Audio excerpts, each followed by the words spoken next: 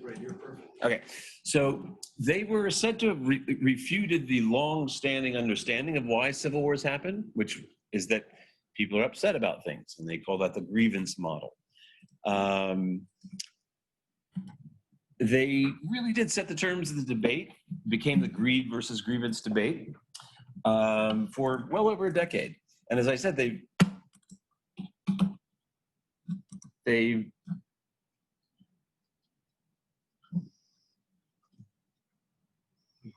oh, I have to just, okay. As I said, relaunched Civil War. I do what I do largely because Collier and Hoffler's model created a sub-discipline for me. My students have heard me say, but did they really do what they set out to do? And I have some real questions about that. And what did we really learn? And again, I'm not anything but a true disciplinarian, pluralist. I mean, I really believe that all the methodologies have something to contribute, but I do ask, what of most importance do we learn from that? And I want to contrast that approach with a different level of illumination. And this is where the recursive relationship between teaching and research became clear. In-depth case studies. I'm just going to read to you. This is from an ethnographic analysis of the conflicts in Sierra Leone. Alison Conte had both hands chopped off by rebel forces during the January 1999 invasion of Freetown. They called it the Operation No Living Thing. The witness described being caught by a group of rebels in the street who used an axe to amputate the hands of one of his companions. Conte then recounted his own amputation, explaining how the rebels first chopped off his left hand. When they threatened to cut off his 4-year-old son's hand for crying out, Conte told the rebels to take his right hand instead. And Conte said the rebels then cut off his right hand.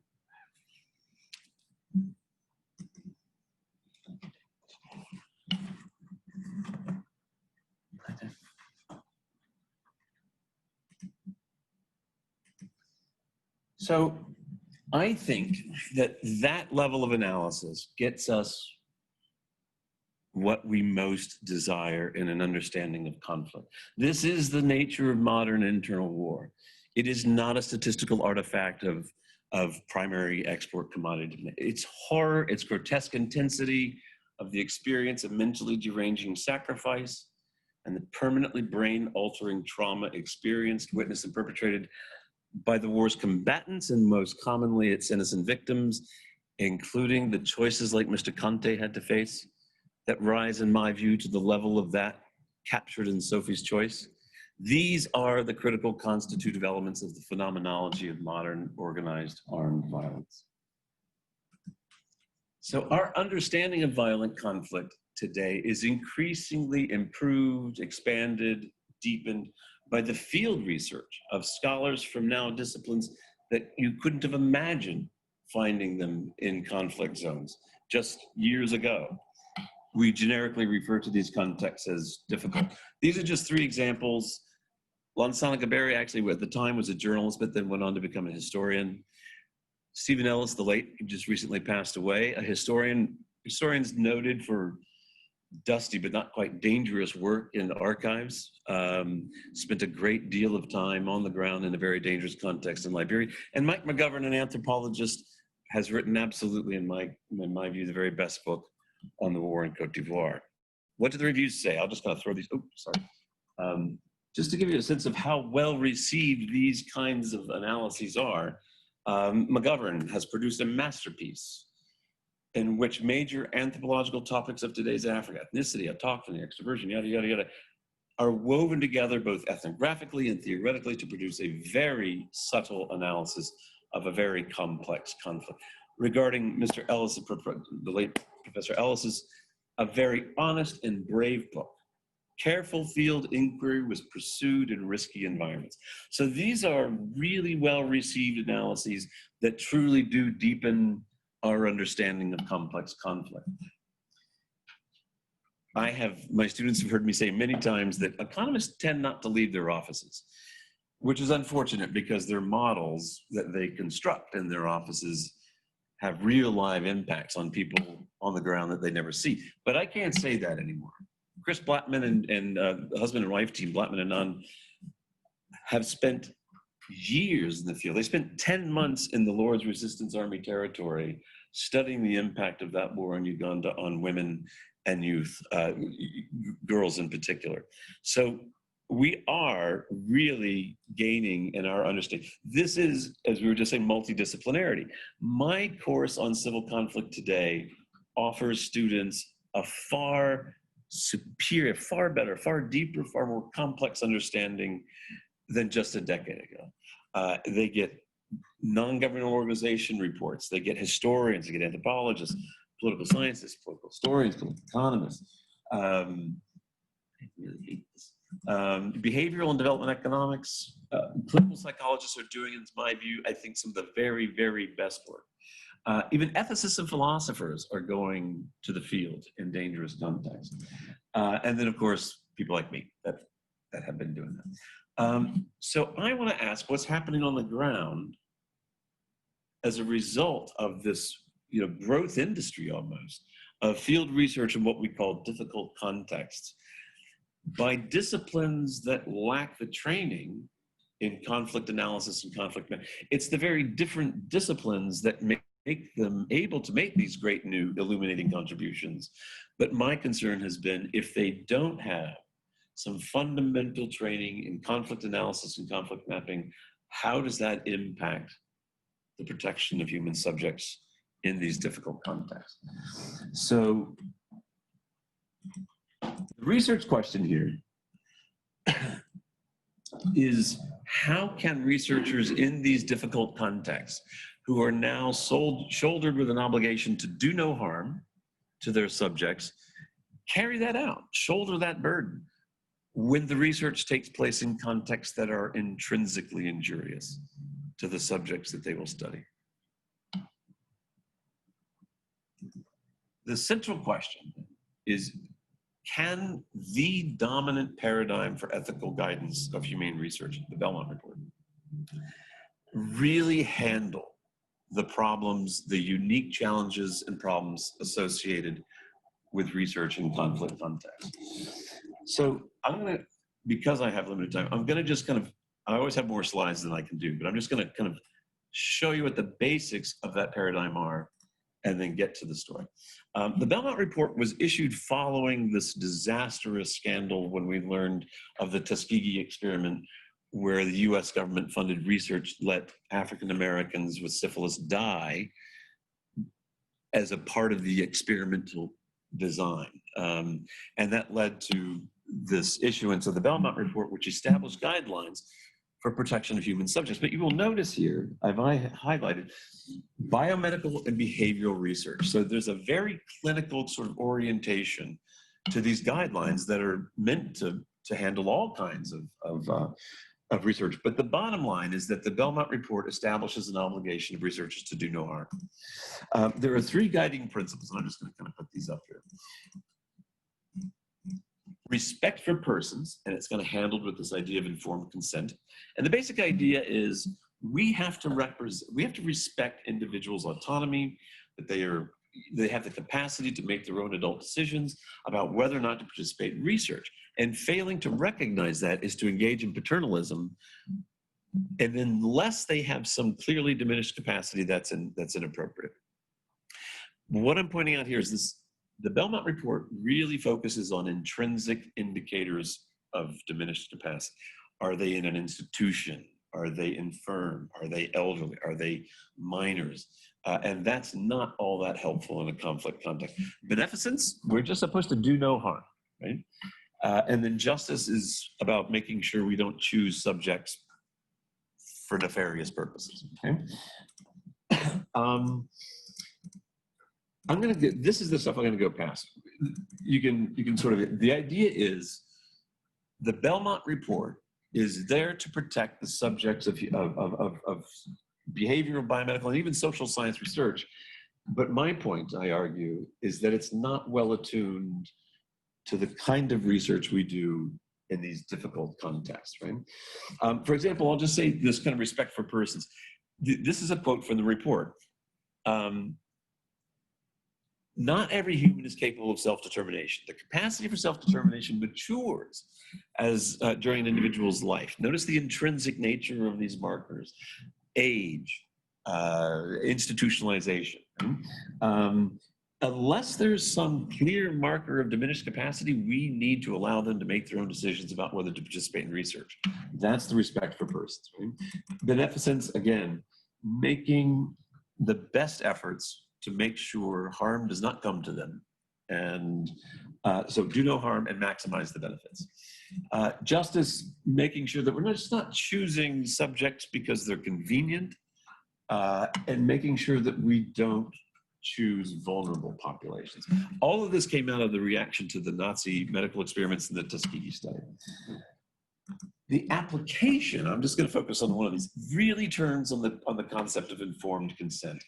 The idea is, from the Belmont report, is that if the subjects are fully informed of the risks, benefits of participating in the research, then they're entitled to make their own decisions. And if they do so, that's informed consent and the research is appropriate. It has to do with processing information. Now, since my dissertation days, I discovered in West Africa, dealing with Soninke-speaking people and Wolo-speaking people, and mine were translated into French, were absolutely useless. There's real challenges on the ground in presenting real informed consent, but it's doubly so in a conflict context. What did I do? It's okay. Relax and everything will be okay. Just share it again? Okay. Yeah. All right, great. Just like with nuclear weapons, you always relax. You always relax. Yeah. Okay. So application of principles. As I said, the assessment of risks and benefits requires a careful analysis of relevant data. Okay? It means that we have to be able to consider unintended consequences. Okay? And that's a pretty hard job. We must be prepared to consider psychological harm, physical harm, legal harm, social harm, economic harm.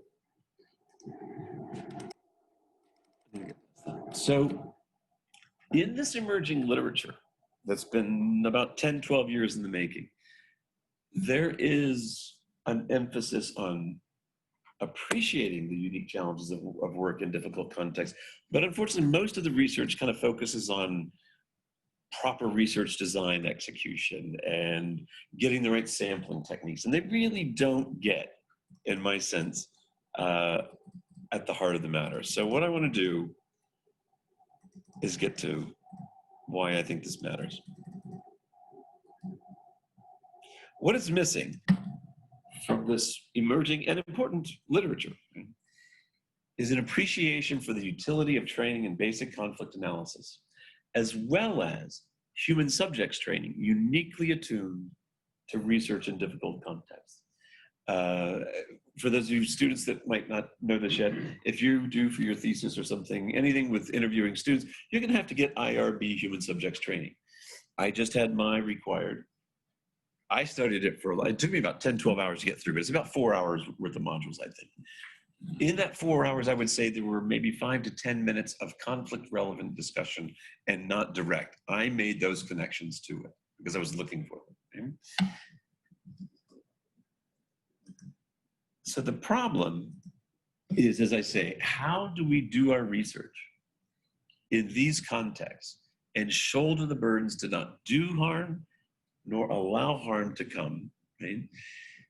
When the very contexts themselves are often harmful to the researchers, and when the researchers are harmed, they have their own diminished capacity, which limits their ability to do the kind of risk assessment on behalf of human subjects that may have their own deficits. So, my story. I had been doing conflict consulting for various international non-governmental organizations, Office of the Coordination of Humanitarian Affairs, Economic Community of West African States. And then I was appointed by a well-known, well-respected, I'm going to try to keep this anonymous, international non-governmental organization as their high-level consultant in conflict analysis and peace building to try to come to terms with a conflict that had been going on in Africa for well over a decade. And my job was to find out why it was lasting so long and how we might bring it to an end, and specifically what was happening to the most vulnerable populations in society.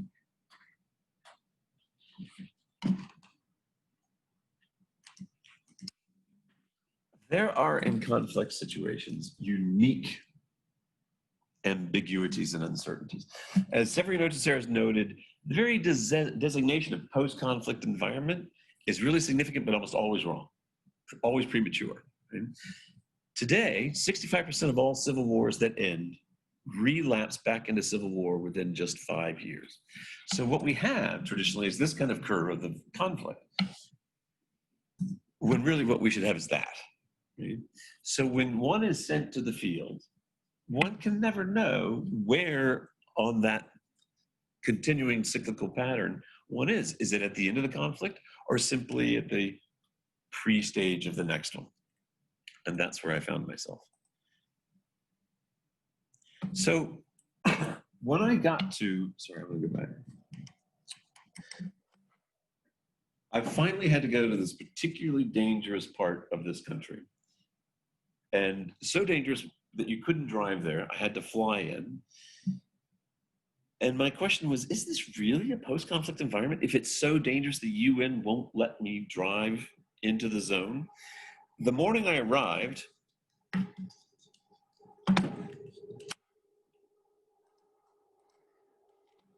this internally displaced persons camp was razed to the ground, hundreds killed and 20,000 scattered to the jungles where more rebels were waiting. The morning I arrived in that region.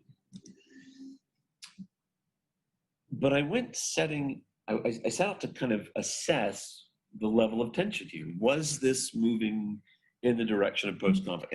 And classic indicators are market activity. How comfortable do people feel returning to the marketplace? And I saw lots of this, lots of market activity. So I was starting to feel pretty good, except for the IDP camp. And then I have to ask, when is a cigar just a cigar? I've never taken a photograph that's impacted me more than this one. If you want to look for ambiguity and uncertainty in a conflict photograph, it's that one. When is a machete just a machete? And when is it there to prepare for the next round? And that's where I found myself. It really was an intensely complicated, uncertain environment.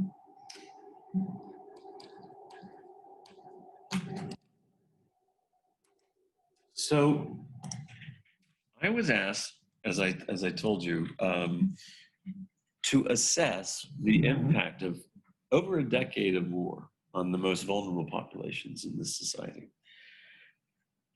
2 days before I had to be back into the capital city, I learned that a preteen girl had just been raped by a rebel associated with there were 5 rebel factions in this part of the country. There was no state writ. There was no governmental presence. It was anarchy in a classic Hobbesian sense. This was precisely part of the task I had been assigned. What problems arose? I can't ask a preteen child to give consent. I don't want to re-traumatize a child by asking her questions anyway. I had to get consent from her father, which has its own problems. And there were no Belmont markers of vulnerability or diminished capacity. The father was so keen to talk to me. And he wanted to talk to me that day, which was great because I had to be in the capital city the next day. I had been following the strictest research protocol I could adopt, largely influenced by feminist research ethics. This woman on the right, the white woman on the right, accompanied me to every interview that dealt with anyone with a victim of sexual violence. She was empowered to end any interview at any point when she picked up on stress, and that happened multiple times. She came to me for this interview and nothing was amiss. 20 minutes into the interview, the father was quite keen, as I said. And I had to leave the next day. This was central to my assignment. And I wanted to tell this young girl's story. I did not want to let her recede into another statistic of war. So we arrived at his village around 12:30. And what ensued was nightmarishly catastrophic. This is where we went. That's the house where the father, his 8-year-old daughter, and his wife lived. Because it was so dangerous in this area, the UN required me to travel with an armed vehicle in front and an armed vehicle behind. So there were 3 clearly UN marked vehicles that pulled up in front of man's compound. 20 minutes into the interview, I asked if he had been able to pursue any justice in an environment where there was no authority. And as matter of fact, as if he were telling me what he had for breakfast, he said, yeah, I know which rebel faction that guy was with. So I went to the zone commander and I told him, I reported him. And I'm like, you reported the soldier responsible for raping your daughter. That's really quite brave. Has anything come of that? And again, as a matter of fact, his breakfast discussion, he said, yeah, he came back a couple of nights ago. Drunk, middle of the night, waving his sidearm and said, if any of you ever speak of this again to anyone, I promise you I will return here and kill you all. He went into greater detail than that, but I'll leave it at that. It's 12:30 in the afternoon. There were 3 clearly UN marked vehicles, and the rebels were everywhere. And he's just told me that doing what we were doing would be the death of his family. I barked orders to the peacekeepers commander to get us out of there. It was theater. I looked affirmative, I looked authoritative. I knew I had already sealed this family's fate. There was nothing I could do to stop them. Nothing. I was in the capital city the next day. I had the field office call, go by the house. They were gone. All their stuff there. Every month until the end of my assignment, same thing. For probably a year and a half after I returned to the United States, I'd make the call myself. A father, a mother, and an 8-year-old daughter paid with their lives for speaking to me about what happened. What's the human subject's responsibility? It has become presented to me that the father perhaps committed suicide. It's not uncommon for the shame of these kinds of events to be overwhelming. And I have come to believe that that explanation has some merit. But that doesn't stop, or that doesn't negate my responsibilities as a researcher. Conflict training is necessary, but it is not sufficient. I was paid an enormous amount of money to not make a mistake like that. I know how to do conflict mapping.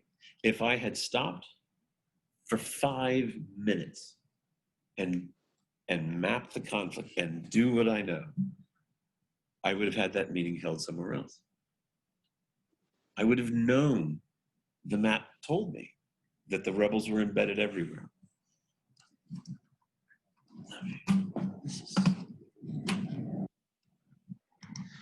The Belmont structure is just simply inadequate to protect human subjects in conflict sites.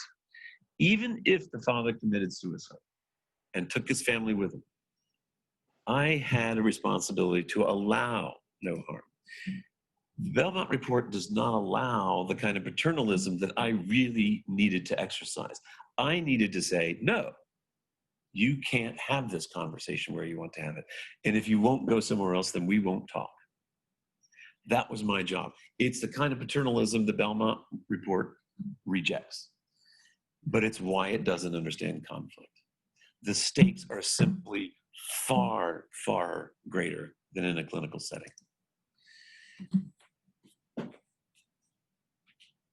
If we're going to continue to gain the insights of anthropologists, of clinical psychologists, of all the multiple disciplines that are going to the field, we need to make some adjustments. We need to train in conflict mapping and conflict analysis, and IRB, human subjects training, needs to prepare us for conflict analysis. Thank you.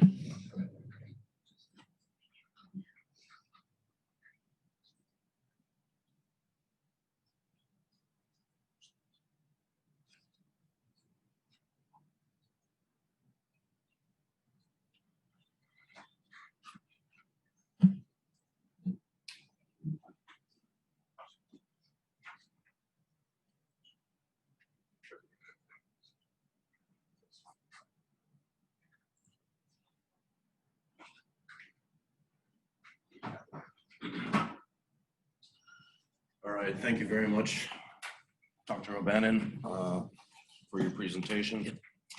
If there are any questions, we'd be happy to discuss. Please. Yes, please. Can I ask that we not mention my client? I'm trying to keep the liability. Okay. You guys know who it is, but I just.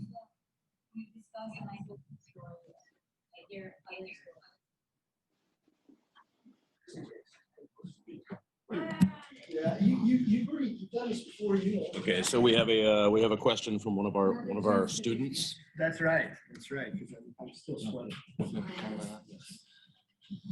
Anyways, I guess I was just, thank you, I feel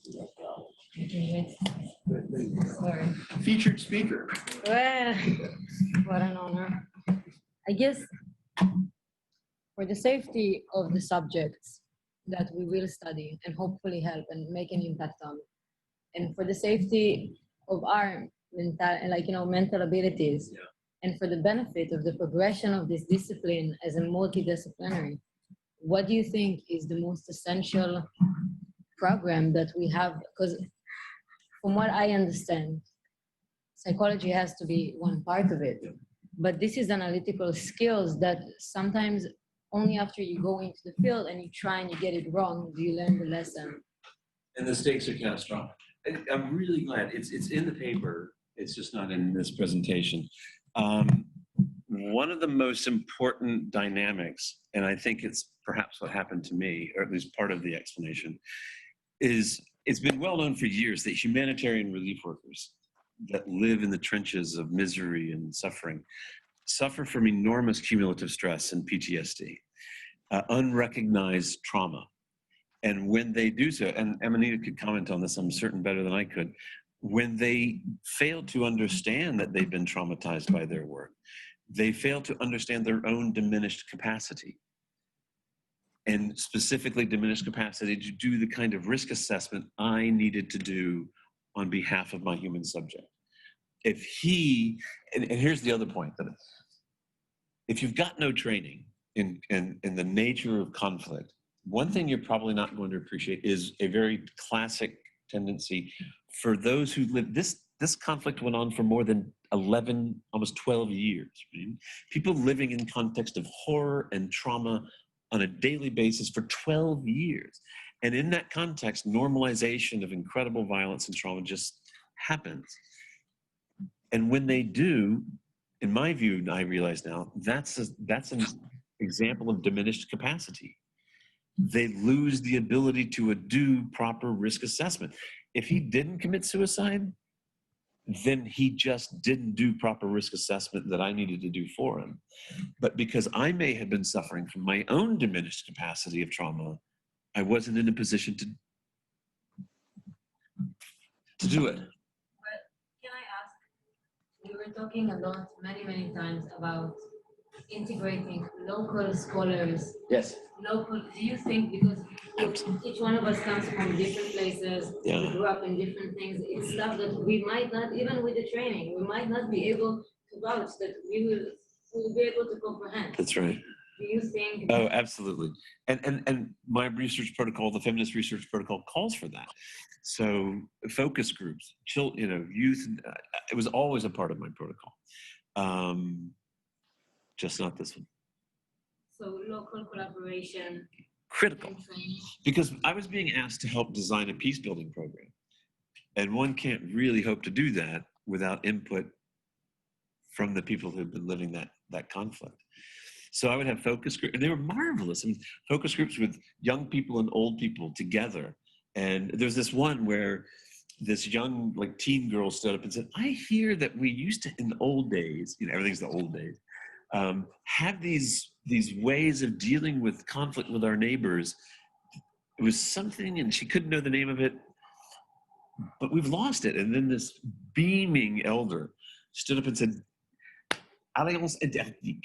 Yes, and she's like, well, teach us. And so there was this instant conversation between the generations about wanting to recapture the capacity for indigenous conflict management.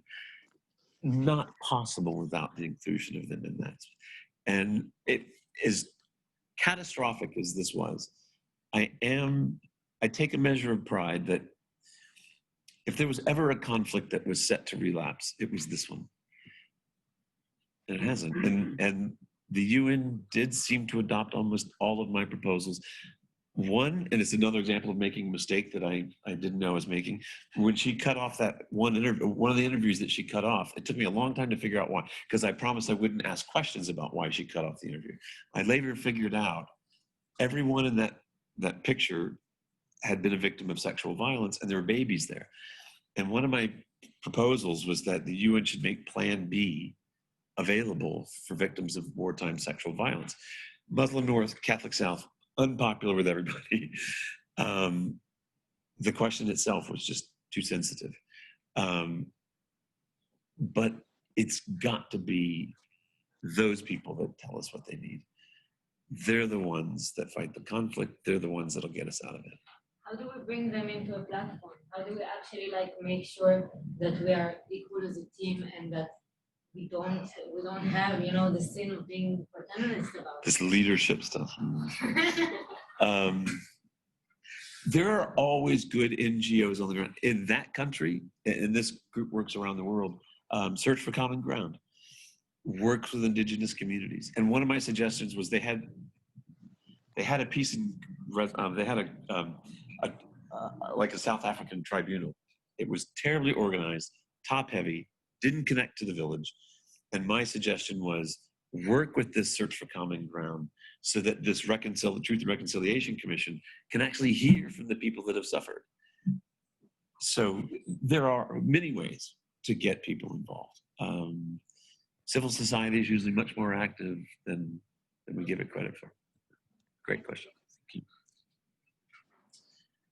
Okay, thank you so much, Dr. O'Bannon, for your talk today. Thank you.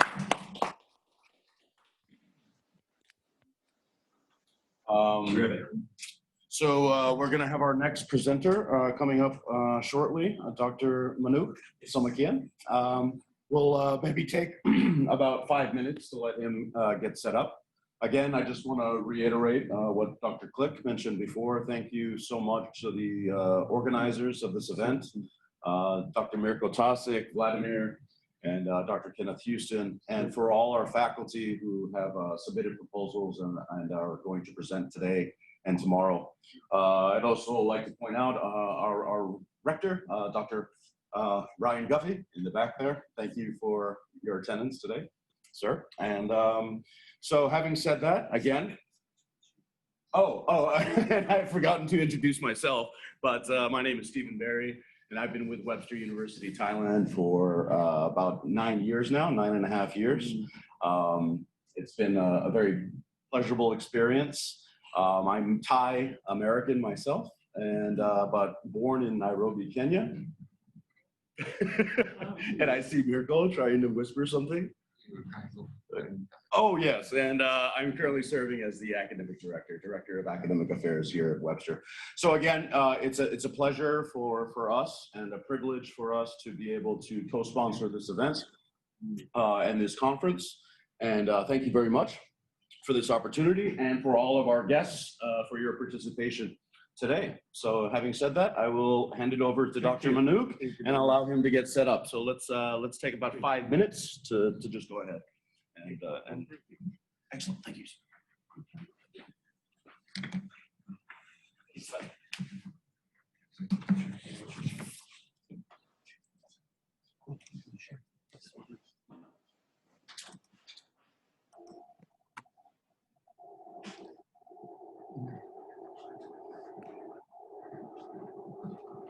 You're welcome.